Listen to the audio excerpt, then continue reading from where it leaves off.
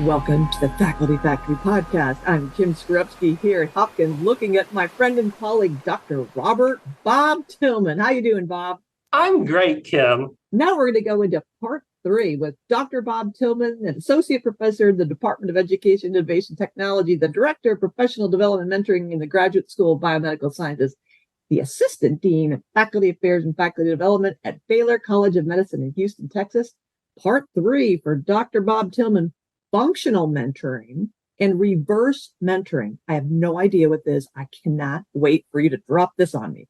Okay. So I think maybe a number of us, if not a lot of us in the faculty development community, may know something about that, even beyond. But my approach to these really came from an increasing reality, right? And it's like, duh, that's obvious to some of you, but that is mentorship is important. Right. And in fact, it's fascinating. I just gave a talk, so mentorship is important. And we have an indication of that. But one of the more interesting things besides it's now, I think, a Gallup poll. I think it's back to Gallup, but undergrad students, right? A national survey that they do every few years of undergraduate students. Mentoring is the number one thing that undergraduate students recognize as being most so supportive towards their future success. I just found some old data, but it's always new, again, from 1976. And I was very, very young at that time, very, very young at that time. But 1976, but that's important. Wasn't that an important year, 1976? Well, 76 would be, U.S. history, but just a century prior to that for us in the U.S. And it might be for other reasons too. But there was an interesting study done of graduate students, and it said, in graduate education, mentorship was the most important element for success in it. It was also the least rated of all the elements of graduate success, right? So it's important. We don't always do it well. But what really was fascinating to me is the AAMC has the Standpoint survey. I think there's around 30 some universities, academic medical centers that use it. Here at Baylor, we happen to use it. But one of the things they're finding is the one correlation that matches with increased faculty by vitality is the presence of mentorship at the level of mentorship that faculty are reporting getting. So as I said, mentorship is important. If I'm a department chair, if I'm a dean of a medical school, what does mentorship look like for faculty? And I would say faculty at all stages. Mm-hmm. Now, as the assistant dean for faculty affairs and faculty development, mentorship can be hard to do, right, in an institutional level.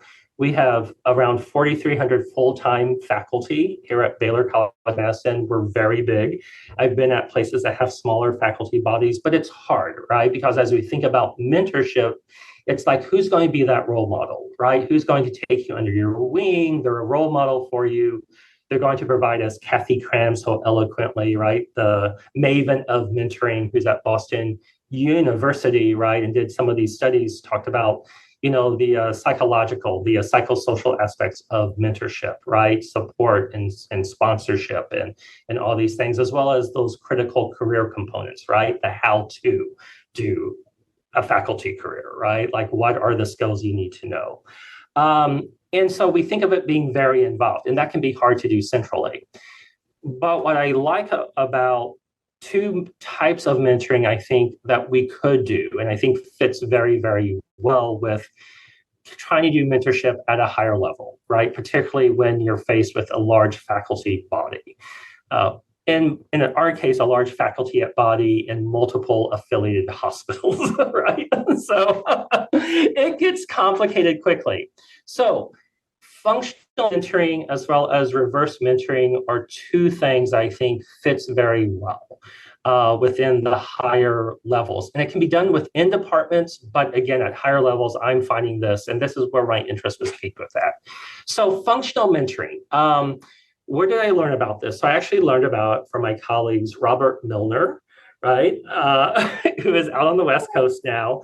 But yeah, exactly. It's all a big family, right? Academia is all a big family. Someone said, unlike Kevin Bacon, with the 6 degrees of Kevin Bacon, in academics, it's only 3. See? Haha.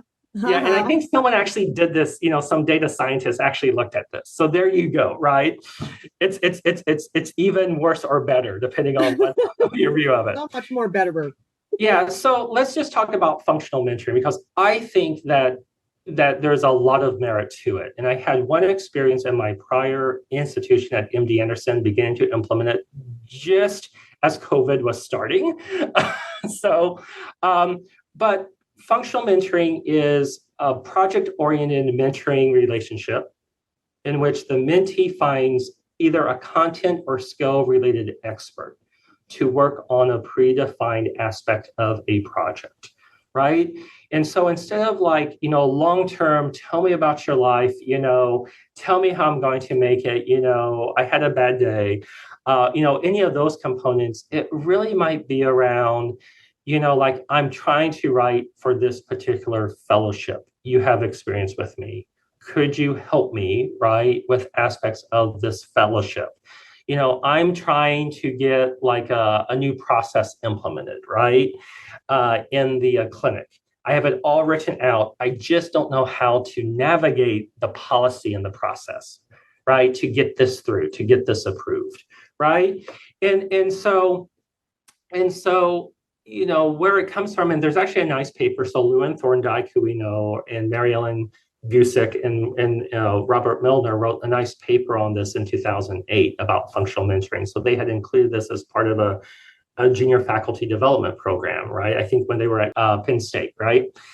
And so there's, a great paper out about this, but, quite simply, it is around, identifying, what's that one skill you need and matching you up with a mentor with that particular skill. And so my own personal experience, and this is not to be long, but I'll just give you my personal experience because I think it was surprising how powerful it can be, right? So small things, right, can have big impacts. So when I was at MD Anderson with my boss and the CAO, we decided to start a functional mentoring program. Let's just pilot it. And so, we sent this out to our junior faculty and we said, what's a project you're working on that might be stuck, right? You're stuck in this place. You can see it, but there's certain elements that you need support for. And so that was really what the application was centered around. And so we said, we're going to take 12 applications, and then we're going to work to match them, right, with people within the institution that have those particular skill sets, right, or experiences that they can share. And so we did that with 12 people, and it was a variety. It was I'm trying to get a protocol introduced. I'm trying to start a local chapter, right, of this group, and I need to know how to do that. It was, quality improvement. I have this new process and this research. I think it's going to save us time. It's going to get more people through the MRI scanner. It's going to improve the patient experiences, but I don't know the elements of quality improvement, that to apply. So it was broad-based, right? All your mission areas. And even through COVID, right? People stayed engaged with their mentors and with these projects. And out of the 12, I think 8 were completed. Wow. So right in the middle, this is early 2000, late 2019, early 2020, we launched. It was everyone go home. And it was just connecting with some of those people. Are you able to connect, right? Everything that happened. And so December 2020, because it was the year, it was defined for the year. You have a year. And we had the mentors and the mentees on, and we just reported, what did you accomplish? What did you do? And it was in the midst of COVID, right? The vaccines were coming out, but it was just an amazing experience to see what they had accomplished. The protocol was going to go through. They were going to implement this new scheduling and process for MRIs. They had recruited students, right, in the middle of Black Lives Matter, right? Wow. For these groups. And what was really good, besides just, here you had junior faculty accomplishing something that they wanted to do that's going to set them up for further success in their careers. Yeah. But the response from the mentors, right? We had set them up with, a lot. And some of these people were super busy, right? They held executive positions and they just said it was a lot of fun. It was enjoyable. Like I could manage my time. Like I wasn't overcommitting. So it was clear at the beginning, this is what you're mentoring on, right? So it was very well defined. I don't know exactly how many hours it's going to take, but you have a better sense of that.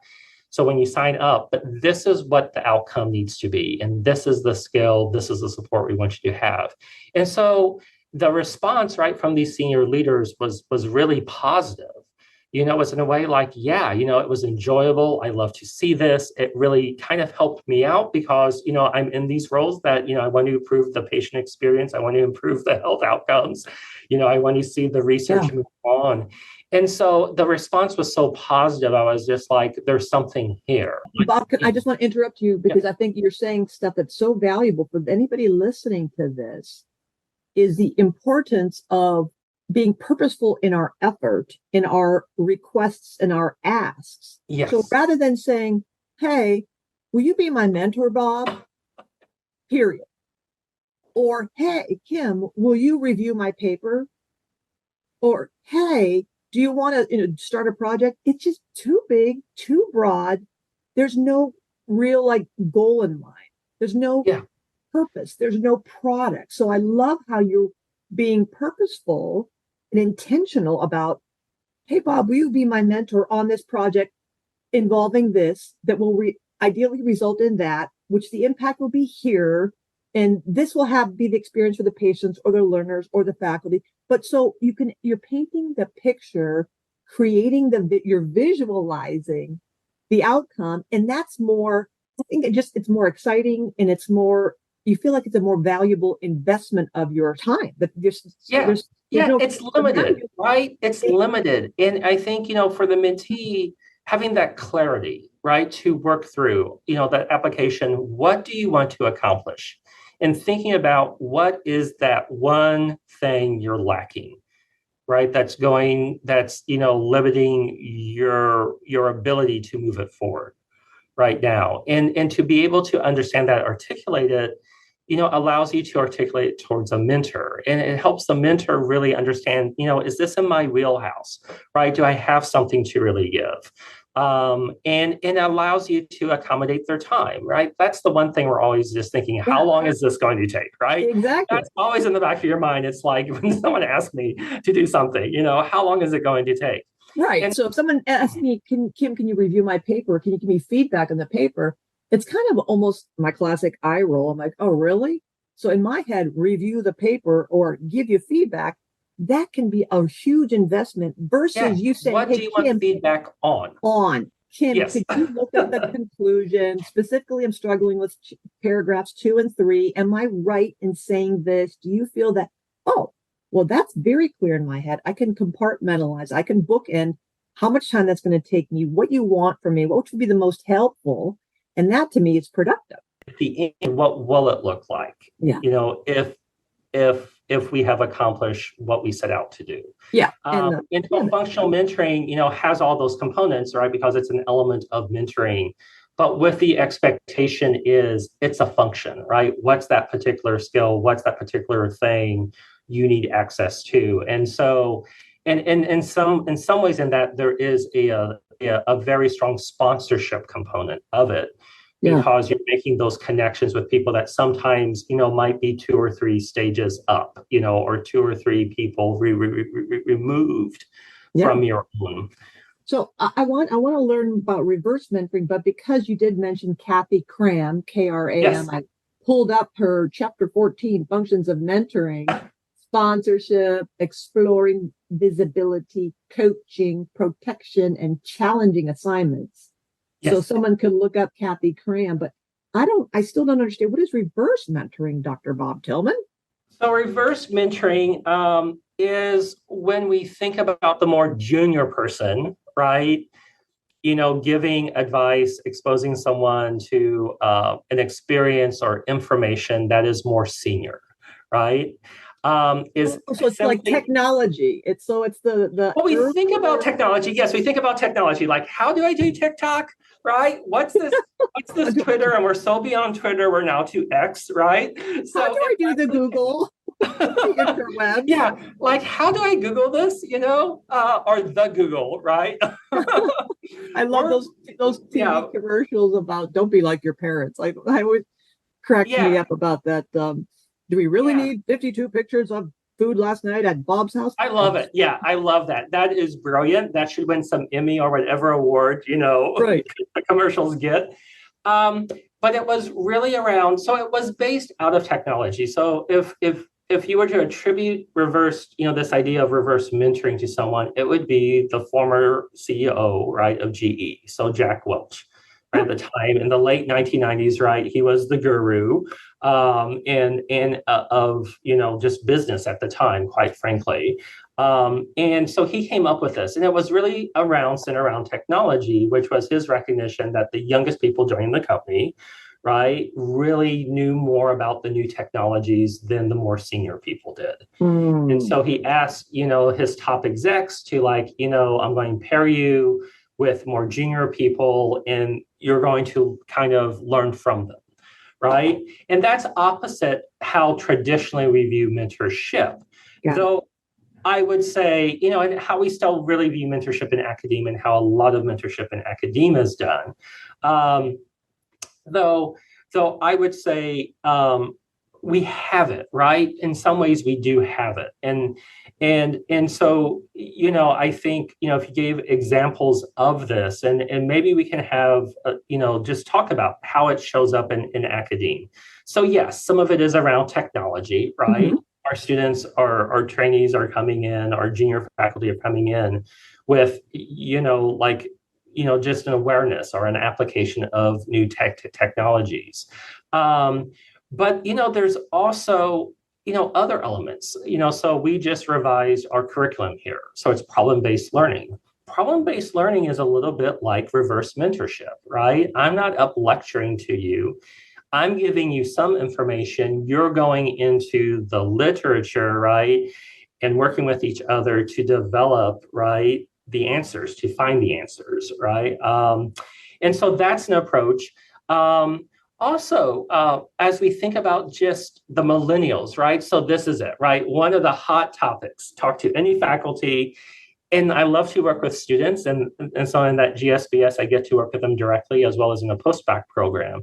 I say, tell me about your seniors, right? What it's like to work with them.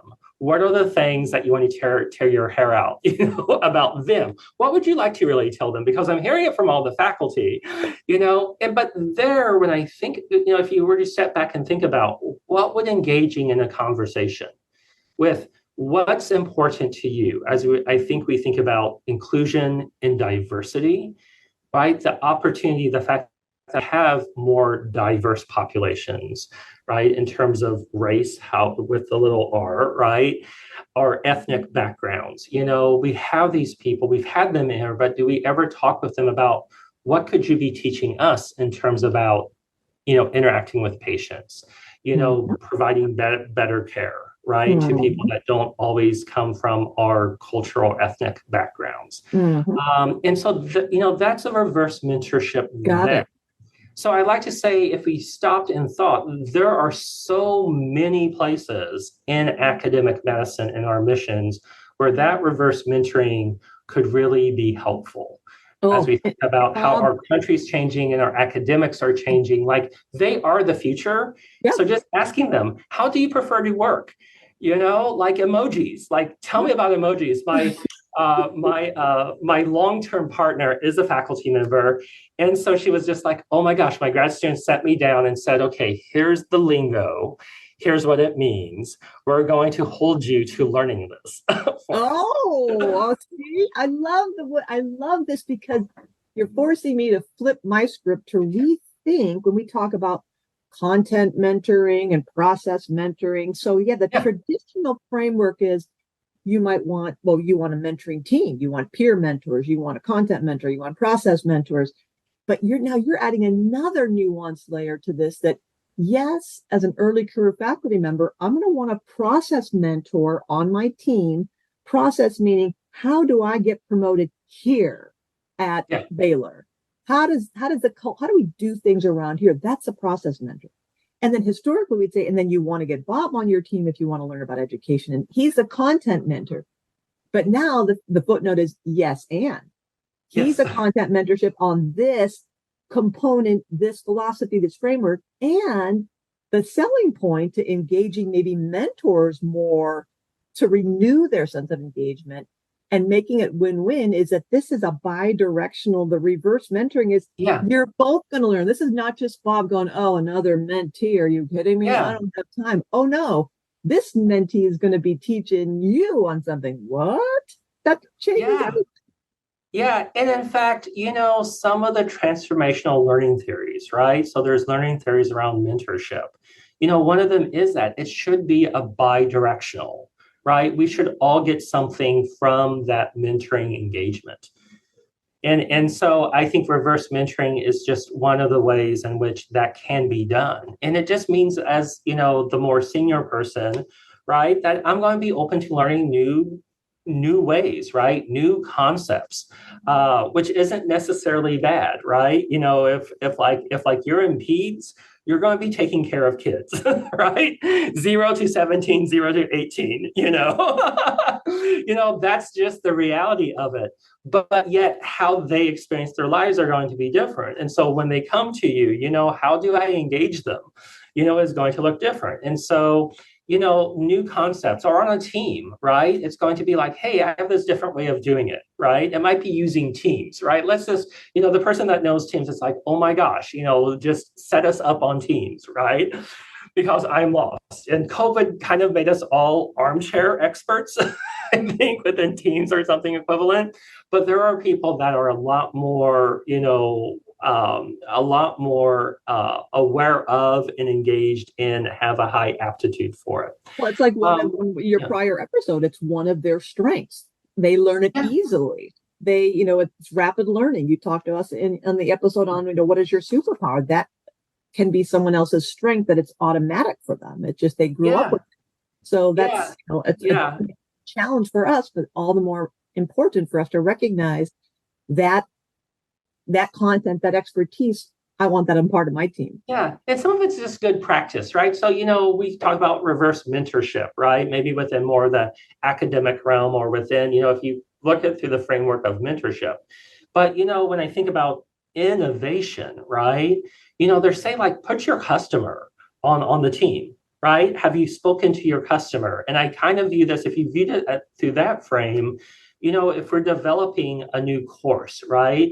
For educators, or, we want you to be able to teach this to your students. Do you have students, helping you develop the learning materials?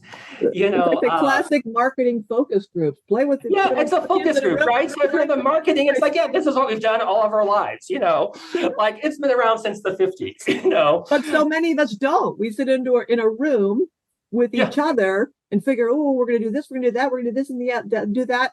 Hey, who's the other important stakeholder we're missing here? Oh, that's right. The faculty member who's going to say, you should take this course. So it's like, a perfect example was, it was called the internship, right? So that's another framework you can do this. But we got this great undergrad. We said, we have all these videos, because that's how we taught, right? On clinical skills. Basic clinical skills, if you're a clinical teacher, the fundamentals of it. He said, we have all these videos. Let's make them more interactive, immersive, and also update. Like, what do we know about effective teaching? We put this with some of our undergrad, senior undergrad students that had this experience already. And they also brought in their own point of view. And, it was this great collaboration. We learned something, how they were framed, maybe the language you're going to use. I mean, the concepts are there, right? It's scholarship, but just the framework of having their input and driving it, like this is how when you see it to be interactive, I think we should have this was so important, right? Mm-hmm. So we learned something, right, in that process. Learning. So what's the nugget? What's the one thing about functional mentoring and reverse mentoring? So I think with that is something important that you said, right? You go in appreciating that we should both get something from the mentoring, we should both get something from the mentoring relationship. And as we think about that, know going in what you want to learn. What's that one thing, right? So we're going on that theme, right? What's the one thing I want your help with? And the more defined it can be, the greater it is for you to have clarity on how that's going to allow you to achieve your own goals as the mentor. It also, as the mentee and as the mentor, it helps them understand, can I give you what you're asking for? Yeah, right. I love that, starting with, again, grounding, level setting.